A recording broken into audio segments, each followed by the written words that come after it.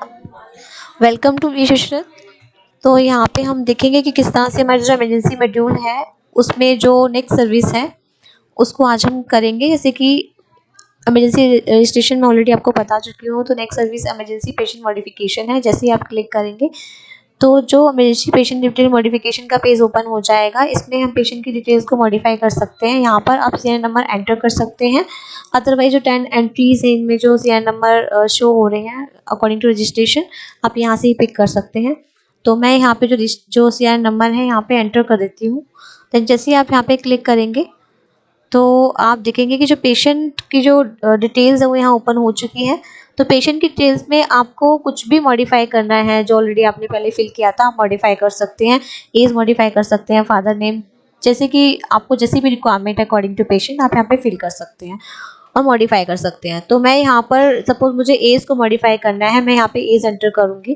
Then जैसे ही मैं save पे क्लिक करूँगी तो आप देखेंगे कि ये जो डिटेल है मॉडिफाई हो चुकी है। यहाँ पे आपको जो मैसेज है वो अपेयर हो जाएगा।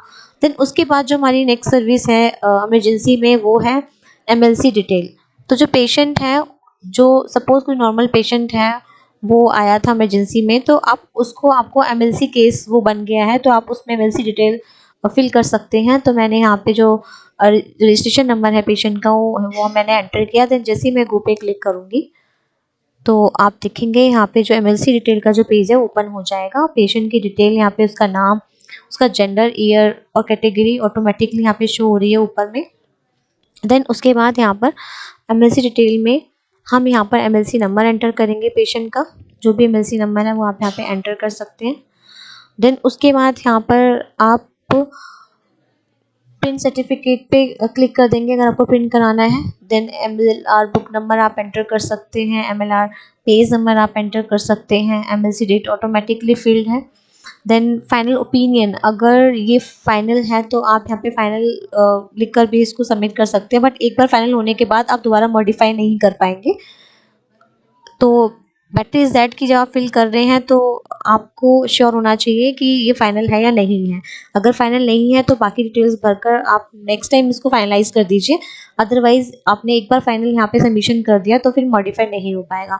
तो मैं अभी आपको सिंपली एमएलसी डिटेल्स एंटर करके बता रही हूँ कि यहाँ पर मैं सपोज अभी फाइनल ओपिनियन नहीं दे रही हूँ क्योंकि मैं सिर्फ डिटेल अभी एंटर करनी है, फाइनलाइज नहीं है अभी। सपोज प्रोविजनल ओपिनियन आप यहाँ पे फिल कर सकते हैं, पेरेंट्स स्टेटस आप यहाँ पे फिल कर सकते हैं, fit to make statement, fit statement जो है वो आप यहाँ पे fit and fit option change कर सकते हैं स्टेटमेंट के लिए।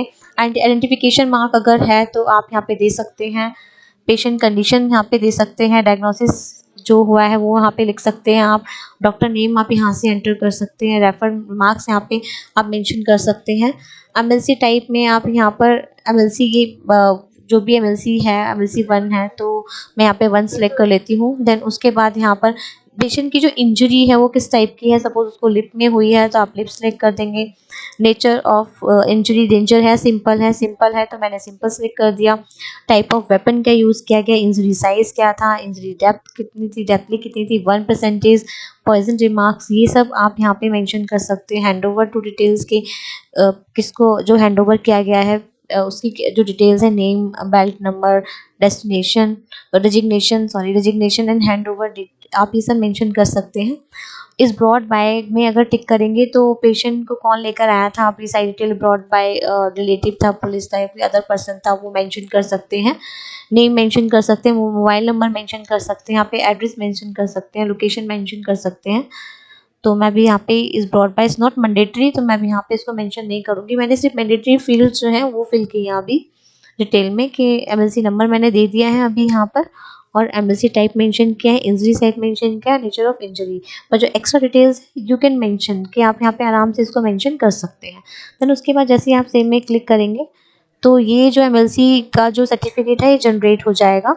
इस पे जो ये एमएलसी की जो डिटेल्स हैं, जो पेशेंट का नाम है तो वो यहाँ पे ऑटोमेटिकली सर्टिफिकेट जनरेट हो चुका है जैसे कि आप देख रहे हैं यहाँ पर। देन इसको आप प्रिंट करा सकते हैं।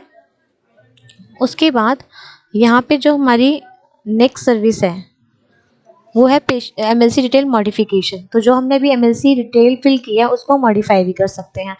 तो मैं यहाँ पे सीरियल नंबर एंटर करूँगी। देन मुझे इसी पेशेंट की जो डिटेल है वो मॉडिफाई करनी है, तो यहाँ पे ओपन हो चुकी है।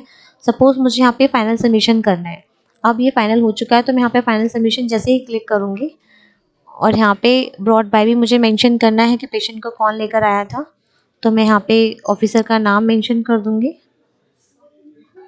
देन उसके बाद मैं डेजिग्नेशन मेंशन कर दूँगी, inspector. Then batch number, then broad from location मैंने सपोज ये मेंशन कर दिया, और उसके बाद मैं यहाँ पे इसको सेव कर दूँगी। तो ये जो फाइनल जो सर्टिफिकेट है ये ऑटोमेटिकली जनरेट हो जाएगा। अभी अपलोड हो रहा है ये, और उसके बाद आप देखेंगे एक बार फाइनल सबमिशन के बाद आप इस डिटेल्स को दोबारा मॉडिफाई नहीं कर सकते हैं, क्योंकि मैंने उसमें फाइनल जो हमारा फील्ड था उसमें फाइनल सबमिशन जो था मैंने उसमें फीड कर दिया। तो ये ऑटोमेटिकली जनरेट हो चुका है, ये फाइनल हो चुका है ये सर्टिफिकेट। तो आप इसे प्रिंट करा सकते हैं, अदरवाइज़ यहाँ से क्लोज कर दीजिए। Thank you.